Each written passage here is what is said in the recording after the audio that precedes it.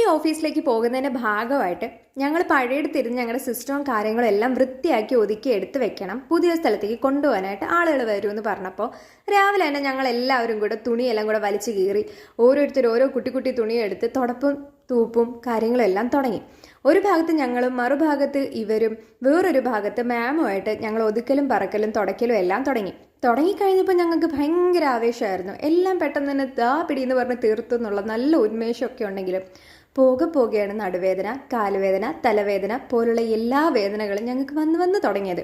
അപ്പോഴൊന്നും ഇതറിഞ്ഞില്ല, കാരണം ഞങ്ങളെല്ലാവരും കൂടെ നിന്ന് ഫണ്ണ് പറഞ്ഞ് കോമഡി പറഞ്ഞ് ആ ഒരു ടൈം അങ്ങനെ പോയത് അറിഞ്ഞില്ലെങ്കിലും വൈകുന്നേരമൊക്കെ ആയിക്കഴിഞ്ഞപ്പോൾ ശരീരം ഉണ്ടോ, തലയുണ്ടോ, കൈയുണ്ടോ എന്നൊന്നും അറിയാൻ പറ്റാത്ത അവസ്ഥയായിരുന്നു.